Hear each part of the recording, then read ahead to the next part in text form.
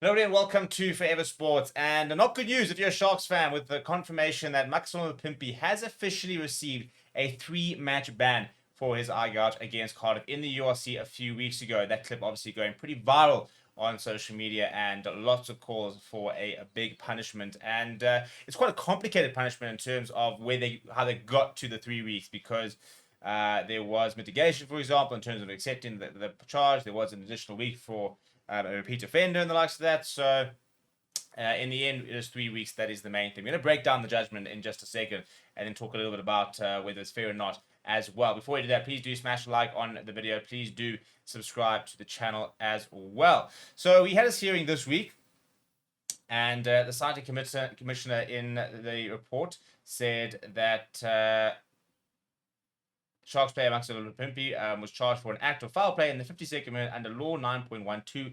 A player must not physically or verbally abuse anyone.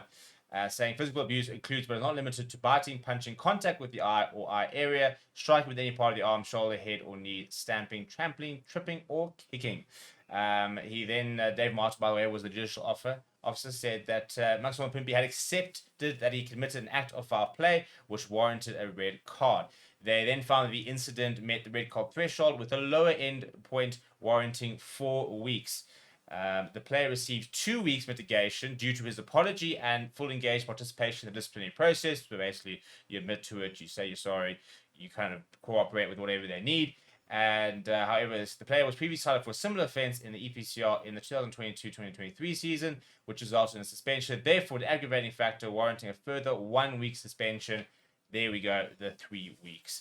I don't think you can really complain about it, to be perfectly honest. It was an ugly incident. I think he was provoked first. I think that there's definitely you watched the incident, and he was definitely not the one that instigated the eventual shirt pulling and the likes of that.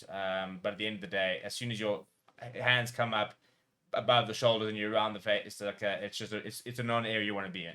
Grab somebody over here, have some words or whatever. But as soon as you start grabbing anywhere else, you're going to be in trouble, and he is, and he's got the suspension. I don't think this is necessarily as bad as, for example, what we've seen.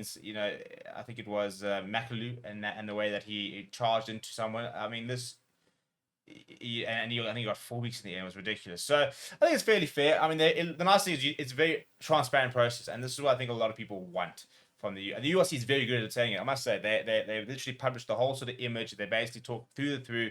Right, this is what the incident warranted: low entry, mid entry, high entry, mitigating factors, aggravating factors, and then they arrive at a conclusion. And when you can start to see that process from beginning to end, it's a lot easier to get behind it and say, right, fair enough. The issue obviously then comes with consistency in terms of what they deem low, mid, and high entry, as well as what the mitigation factors are. Obviously, it's not something you can then go to tackle school, inverted commas, and have a week shaved off. So that is the punishment.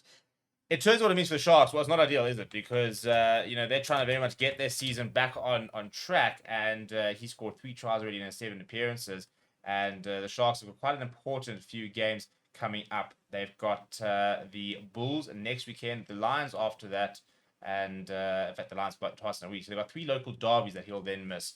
And those are the games you really want your big players, isn't it? You want your Makazole Mapimpi playing against the likes of the Bulls and the Lions. But he will be back for obviously the EPCR, which is very good news because that's obviously in April. So yeah, I mean it's not great for them, but hopefully the sort of the 2 week break we've had with some of the rugby means that Sharks will be able to get some of their players back. They are very short on players, a bit of an injury crisis in there, so losing something like a Makazole Mapimpi is not ideal at all. But what do you think? 3 weeks. Maybe sometimes people might say it's quite lenient. I mean, I would say it's lenient, except for the fact that I've seen worse things not being punished more. So that continues to be the issue, isn't it? In terms of where's the consistency. So when you see like absolutely brutal tackles where people could be breaking bones and necks and high level concussions, and you're seeing people get away with slapped on the wrist, it's then hard to go from that and then to go look at this incident and say, right, that should be a 6, 7, 8 week ban. So that's where always the issue comes. It's very good that they've shown us the process and they've duly explained how they've gotten there.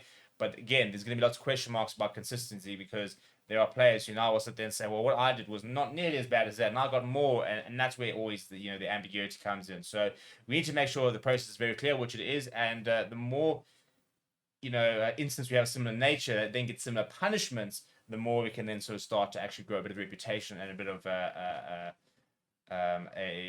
justification for sort of the week bans moving forward. Too harsh, too lenient? What do you think? Let me know down in the comments below. But the main thing is Makazole Mapimpi won't be back anytime soon. So sorry for Sharks fans. Who would you like to see replace him maybe? Let me know in the comments below, and we'll see you guys all very soon.